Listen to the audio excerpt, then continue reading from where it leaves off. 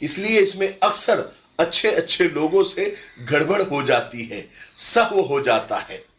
देखिए, हम दिन में 5 वक्त नमाज पढ़ते हैं, लोगों को नमाज पढ़ते हुए देखते हैं, फिर भी हमसे सहव हो जाता है, भूल हो जाती है, कहीं ना कहीं गलती हो जाती है। और ईद की नमाज तो साल में सिर्फ 2 मरतबा पढ़ी जाती है और दूसरी नमाजों से थोड़ी सी अलग होती है। इसमें 6 जायद तकबीरें होती हैं, यानी 6 तकबीरें एक्स्ट्रा होती हैं। इसमें खुतबा भी होता है, दुआ भी होती है। इसलिए आज हम जैसा बता रहे हैं उसे ध्यान से सुने, देखें और समझें, तो इंशाअल्लाह अल्लाह से उम्मीद है कि गलती की गुंजाइश नहीं होंगी। लेकिन इससे पहले कुछ ईद के दिन की सुन्नतें और कुछ आमाल भी आप सुन ले और उसको ज़हन नशीन कर ले और उस पर अमल भी करें, तो इंशाअल्लाह ईद के दिन का पूरा पूरा हक अदा होगा और जो सवाब मिलने वाला है वो सवाब भी इंशाअल्लाह पूरा पूरा मिलेगा। सबसे पहले हमें ये याद रखना है कि ईद की नमाज हमें ये कोशिश करनी है कि हम ईदगाह में पढ़ें, या फिर कोई अगर बड़े मैदान में ईद की नमाज हो रही हो तो वहां जाकर पढ़ें, क्योंकि ईदगाह में ईद की नमाज पढ़ना ज्यादा अफजल है। और अगर आप शहरों में रहते हैं या बड़ी सिटीज में रहते हैं जहां पर ईदगाह में जाकर नमाज पढ़ने का रिवाज कम होता जा रहा है, या फिर उसकी एक वजह और ये भी है कि शहरों के हिसाब से वो ईदगाह अब छोटी पड़ने लग गई है और आजकल पार्किंग का भी मसला है, ट्रैफिक का भी मसला है। लोगों को सबसे पहले तो पार्किंग की जगह नहीं मिलती, अगर वो मिल गई तो ईद की नमाज पढ़ने के लिए ईदगाह में जगह नहीं मिलती। और दूसरी वजह यह है कि सिटीज में, बड़े शहरों में ईदगाह दूर भी होती है, इसलिए अपने महल्ले की मस्जिद में ईद की नमाज पढ़ लेना, उससे भी ईद की नमाज हो जाएगी, ज्यादा टेंशन लेने की जरूरत नहीं है। ईद के दिन की कुछ सुन्नतें हैं, कुछ आमाल हैं जिन्हें हमें ध्यान से अदा करना है। नंबर में अगर कुछ गड़बड़ हो जाए तो संभाल लेना। नंबर 1, नमाज फज्र अपने महल्ले की मस्जिद में बाजमात अदा करना। वैसे तो ये फर्ज है, रोजाना ही ये अमल करना है, लेकिन ईद के दिन खास तौर से इसका ख्याल रखना है कि फजर की नमाज बाजमात अपने महल्ले की मस्जिद में पढ़े। नंबर 2, अच्छे से गुस्ल कर लेना है, फराइज, सुन्नतें और मुस्तहिबात का ख्याल रखते हुए। नंबर 3, अच्छे से मिसवाक कर लेना है, दांत साफ कर लेना है। ये भी रोजाना करने का काम है, ये सारे रोजाना करने के काम है, लेकिन ईद के दिन खास तौर से इसका ख्याल रखना है। नंबर 4, अच्छी से अच्छी खुशबू लगाना है। नंबर 5, अपने कपड़ों में अच्छे से अच्छे जो कपड़े होंगे या जो नए आपने सिलाए होंगे वो कपड़े पहनना। नंबर 6, ईदगाह की तरफ पैदल जाना। नंबर 7, वापसी में रास्ता बदल कर आना। नंबर 8, आते और जाते हुए ईद उल फित्र में आहिस्ता आवाज में और ईद उल अज़हा में यानी बकरीद में बुलंद आवाज से, लेकिन अभी ये ईद उल फित्र है तो आहिस्ता आवाज में तकबीर तशरीक पढ़ना। तकबीर तशरीक क्या है? अल्लाहु अकबर, ला इलाहा इल्लल्लाह वल्लाहु अकबर वलिल्लाहिल हम्द। नंबर 9, ईदगाह या मस्जिद में पहुंचकर तकबीर तशरीक पढ़ना बंद कर देना। नंबर 10, खुतबे को गौर से सुनना। बहुत सारे लोग बातें करने में लगे हुए होते हैं, इससे ईद की नमाज का सवाब आधा हो जाता है।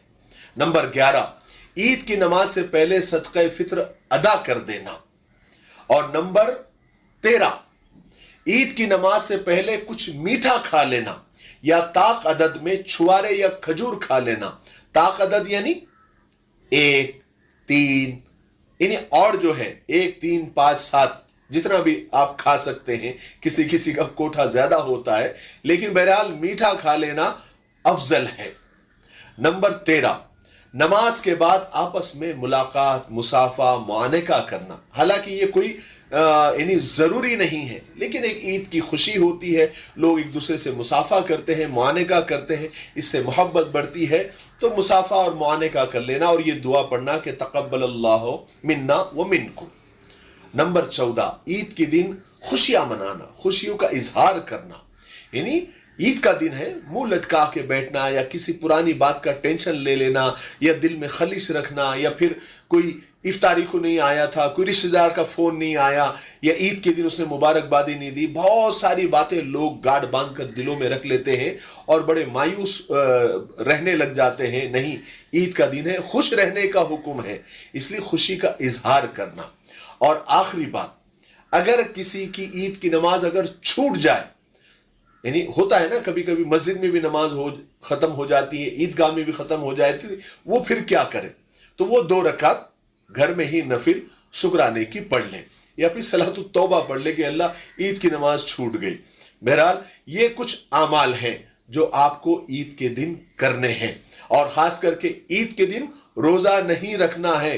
بہت سارے لوگ بہت ساری بیوقوفیاں کرتے ہیں، وہ عید کے دن آدھا روزہ رکھتے ہیں۔ یہ آدھا پونا کوئی روزہ نہیں ہوتا۔ عید کے دن کھانے پینے کا حکم ہے، خوشیاں منانے کا حکم ہے، اس لیے عید کے دن روزہ نہیں رکھنا ہے، روزہ حرام ہے نا۔ اب تک تو ثواب تھا، لیکن جہاں دیکھیے شریعت میں جو اللہ کا حکم ہے وہ شریعت ہے، جو اللہ رسول نے فرمایا وہ ہمارے لیے شریعت ہے، اور جو اللہ رسول کا حکم ہے کہ عید کے دن روزہ نہیں رکھنا ہے، شیطان رات میں چھوٹ جاتا ہے اور دوسرے دن لوگوں کو کام پر لگا دیتا ہے، تو یہ بالکل غلط طریقہ ہے۔ عید کے دن روزہ نہیں رکھنا ہے، کھانا پینا ہے اور خوشیاں منانا ہے، اور ہماری خوشیوں میں خاص کر کے یہ خیال رکھنا ہے کسی اور کو تکلیف نہ ہو، اس کا ہمیں خاص خیال رکھنا ہے۔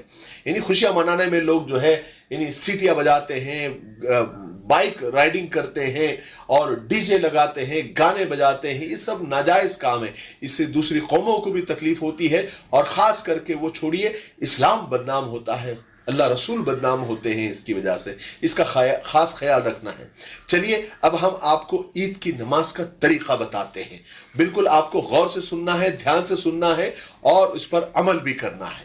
دیکھیے عید کی نماز یعنی عید الفطر کی نماز واجب نماز ہے، اس لیے نیت فرض ہے۔ ویسے تو ہر نماز میں نیت فرض ہے، کیونکہ انما الاعمال بالنیات، تمام اعمال کا دار و مدار نیتوں پر ہے، اس لیے سب سے پہلے نیت کر لے۔ دل سے نیت، دل کے ارادے کو کہتے ہیں۔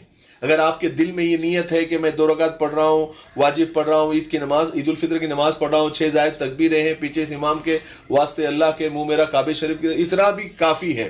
لیکن اگر بہت سارے لوگ ہوتے ہیں جب تک وہ زبان سے نہیں کہتے ان کو تسلی نہیں ہوتی، سیٹسفیکشن نہیں ہوتا، تو وہ یہ نیت کر سکتے ہیں کہ میں نیت کرتا ہوں 2 رکعت عید الفطر کی واجب 6 زائد تکبیروں کے ساتھ واسطے اللہ کے، پیچھے اس امام کے، منہ میرا کعبہ شریف کی طرف، اتنا کہہ کر۔ اب آپ تو جماعت کے ساتھ نماز پڑھ رہے ہیں، اس لیے آپ کو امام صاحب کو فالو کرنا ہے۔ تو امام کیا کریں گے؟ سب سے پہلے وہ تکبیر کہیں گے، پہلی تکبیر اللہ اکبر کہہ کر وہ ہاتھ باندھ لیں گے، یعنی اپنے دونوں ہاتھ کانوں تک اٹھائیں گے اور باندھ لیں گے۔ ہم کو بھی ویسے ہی فالو کرنا ہے، اللہ اکبر کہہ کر ہاتھ باندھ لینا ہے۔ امام صاحب ثنا پڑھیں گے، ثنا پڑھنے کے بعد امام صاحب تکبیر کہیں گے۔ اب آپ کو امام صاحب کیا کریں گے؟ اللہ اکبر کہہ کر ہاتھ چھوڑ دیں گے، ہم کو بھی اللہ اکبر کہہ کر ہاتھ چھوڑ دینا ہے۔ ایک ہو گیا۔ پھر دوسری تکبیر کہیں گے اللہ اکبر، ہاتھ چھوڑ دیں گے، ہم کو بھی دوسری تکبیر میں اللہ اکبر کہہ کر ہاتھ چھوڑ دینا ہے۔ پھر تیسری تکبیر میں وہ ہاتھ باندھ لیں گے، ہم کو بھی ہاتھ باندھ لینا ہے، اللہ اکبر۔ اس کے بعد امام صاحب سورہ فاتحہ پڑھیں گے، سورت پڑھیں گے، ہم کو خاموش سننا ہے، پھر رکوع کریں گے، سجدہ کریں گے، پھر دوسری رکعت کے لیے کھڑے ہو جائیں گے۔ اب دوسری رکعت کے لیے جب وہ کھڑے ہو جائیں گے امام صاحب، تو وہ پہلے کوئی تکبیر نہیں یہاں پر، وہ پہلے سورہ فاتحہ پڑھیں گے، پھر کچھ سورت پڑھیں گے۔